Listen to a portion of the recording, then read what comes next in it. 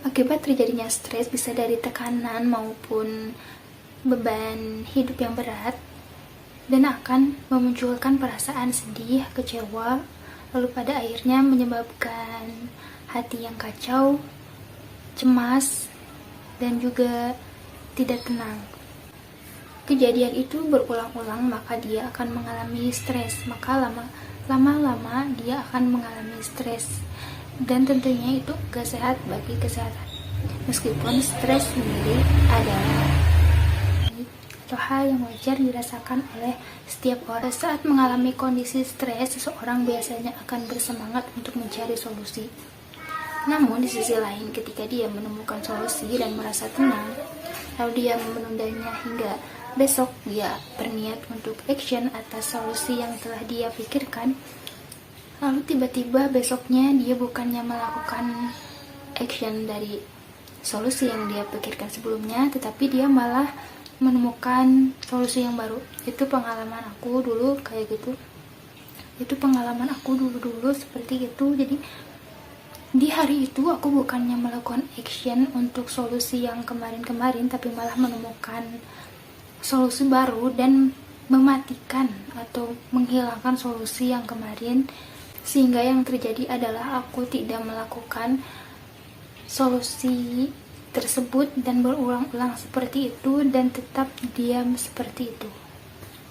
Dan itu adalah hal yang sering dilakukan oleh orang-orang yang sedang stres. Jadi, harusnya tindakannya seperti apa? Ada 2 tindakan yang seharusnya dilakukan oleh orang yang sedang mengalami stres dan sudah mulai menemukan solusi, yaitu langkah pertama adalah dia langsung take action, jangan ditunda. Dan langkah kedua adalah selesaikan dulu ide yang ada. Ciri-ciri orang yang sedang mengalami stres. Mari kita cek kepada diri kita sedang berada di kondisi seperti itu atau tidak.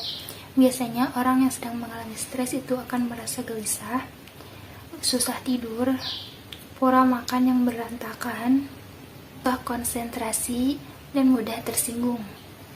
Stres berkepanjangan juga berdampak kepada kesehatan. Di antaranya ada sakit kepala, ada penyakit jantung, ada stroke, dan lain sebagainya yang bisa disebabkan oleh stres. Juga bisa menyebabkan kekakuan pada otot. Biasanya orang yang stres itu biasanya badannya suka sakit-sakit, bener gak sih? Ada 8 langkah cara untuk mengatasi stres yang aku ambil dari buku Life So Is Simple, guys. Jadi 8 itu apa aja? Jadi yang pertama adalah mampu berpikir positif, dimana kita berpikir bahwa apa yang terjadi kepada diri kita yang menurut kita baik itu belum tentu baik, dan menurut kita buruk itu belum tentu buruk. Jadi Allah lebih tahu tentang masa depan kita. Kita tinggal serahin saja sama Allah untuk menjaga agar diri kita senantiasa tenang. Lalu berpikir bahwa yang mempunyai masalah itu bukan hanya kita. Ada orang lain yang mungkin masalahnya lebih besar daripada kita. Nah, kita di sini harus bersyukur tidak diberikan masalah yang sebesar mereka. Melakukan introspeksi diri. Bisa jadi yang kita lakukan itu salah, maka kita harus merenung dan memaafkan diri kita sendiri, lalu bertekad untuk berbuat lebih baik untuk kehidupan di kedepannya. Oke, yang ketiga adalah mengubah cara pandang menjadi lebih positif. Contohnya, jika sedang mengalami masalah di dalam keluarga, misalkan kenapa sih keluarga aku gak seperti keluarga yang lain, aku harus berada di kondisi seperti ini, ya kita ambil sisi positifnya. Misalkan, Allah mau agar aku mandiri, Allah mau agar aku lebih sabar, dan Allah mau agar suatu hari nanti kita semua belajar. Disuruh belajar dulu, kita ambil inilah, kalau bahasa singkatnya itu adalah ambil hikmah di setiap kejadian, ambil hal-hal positifnya aja, dan hal-hal negatifnya kita jadikan sebuah pelajaran. Ini bisa terjadi di kondisi masalah apapun kalian. Jadi misalkan masalahnya apa, masalah ini, masalahnya itu. Karena balik lagi bahwa setiap masalah daripada orang itu adalah berbeda-beda. Nah, yang keempat adalah mengatur jam istirahat kita. Kita jangan zalim sama badan, sama diri. Jadi ketika kita sedang stres, tetap tidur yang wajar. Meskipun emang pada kondisi stres adalah kita kurang bisa tidur karena kepikiran dan lain sebagainya, tetapi kita harus usahakan tetap tidur cukup. Percuma begadang juga. Malah pada ujungnya kita bangun di pagi hari itu dalam kondisi yang tidak fit. Dan untuk menyelesaikan masalah pun tidak mungkin dalam kondisi badan yang lelah. Setiap dari badan kita ini memiliki haknya untuk istirahat, maka penuhi dulu hak itu.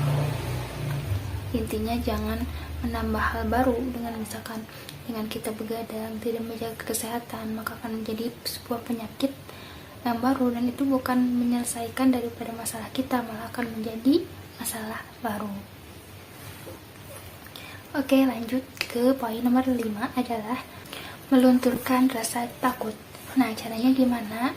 Sebenarnya rasa takut adalah wajar yang dimiliki oleh semua orang, termasuk juga aku adalah seorang yang penakut.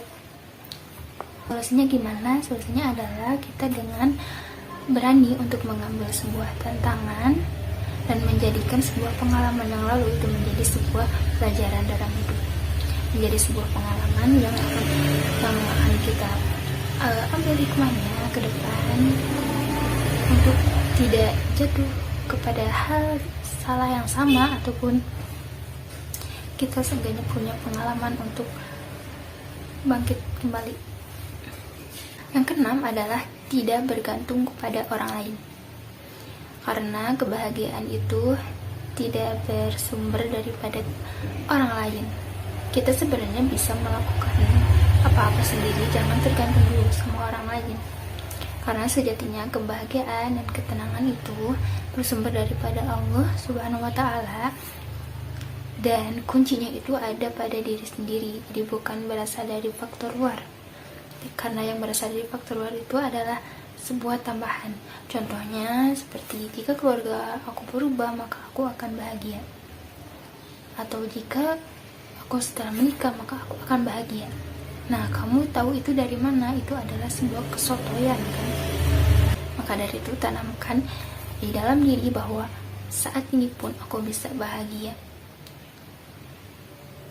Kamu ketika mau melakukan apapun ya lakukan, asal itu sesuai dengan syariat. Seperti misalkan kamu lagi bisnis, mau nyoba ini itu, nggak perlu memikirkan. Saat ini pun kamu bisa bahagia tergantung dengan mindset, tergantung tujuan hidup kita mau seperti apa. Itu akan lebih mudah menyatu pikiran kita harusnya seperti apa, benar nggak seperti ini, atau apa yang akan kita lakukan. Kalau kita tahu arah tujuan hidup kita, maka kita gak akan kesulitan. Agar kita tahu cerita orang lain, kadang kalau pertemanan itu kan kadang mereka suka cerita. Nah, ketika mereka cerita tentang semangat, mungkin kitanya lagi gak semangat, maka kita akan kecipratan semangatnya. Tapi ketika dia bercerita tentang masalahnya, maka itu akan menimbulkan rasa syukur pada kita bahwa oh ya Allah, alhamdulillah masalah aku mah gak seberat dia. Seperti itu. Dan itu juga akan mengurangi kadar stres. Balik lagi bahwa manusia itu adalah makhluk yang sosial, ya, butuh bersosialisasi. Nggak mungkin manusia itu akan hidup sendirian. Kalau misalkan ke suatu tempat, misalkan sendirian, kamu bisa coba bertanya kepada teman yang di pinggir-pinggir gitu, ngobrol-ngobrol dikit, nanti juga bakal kenal dan bahkan mungkin bisa jadi teman. Aku kejadian kayak gitu dulu. Aku datang ke ke suatu acara gitu, terus aku kan sendiri cuma orang, terus kita ngobrol-ngobrol nah sampai saat ini pun kita masih suka bareng. Sebenarnya cara ini juga bisa untuk menambah pertemanan ya, gimana misalkan sehari kita kenal sama 1 atau 2 orang, maka sebenarnya dalam 1 bulan misalkan kita keluar itu selama 1 minggu itu kita bisa mendapat hampir 10 orang gitu. Terakhir adalah menjadi pribadi yang pemaaf. Nah, kenapa poin ini penting? Karena biasanya orang yang mendendam atau orang yang gak bisa memaafkan orang lain, biasanya dia akan terbawa pikiran atau terbawa perasaan membenci orang tersebut. Stresnya kita bersumber daripada kesalahan ataupun kejahatan ataupun kezaliman orang lain yang dilakukan kepada kita. Maka kita gak perlu bilang sulit memaafkan dia, tapi bilanglah aku bisa memaafkan dia, insya Allah aku maafin. Karena kalau misalkan kita bilang aku gak bisa maafin dia, sulit buat maafin dia, maka itu udah dipastikan bahwa kita gak bisa maafin dia. Maknai saja dan kita ambil hikmah, itu nilai positif daripada kita memaafkan orang lain.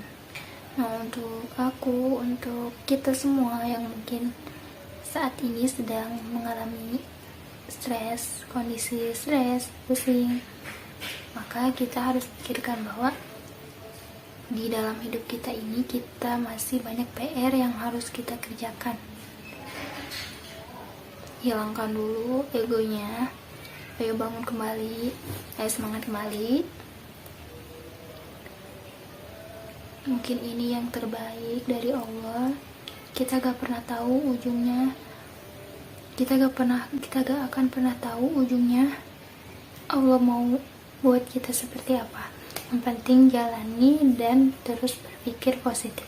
Karena kalau misalkan kita berpikir positif, maka insya Allah Allah juga akan memberikan sesuatu yang positif.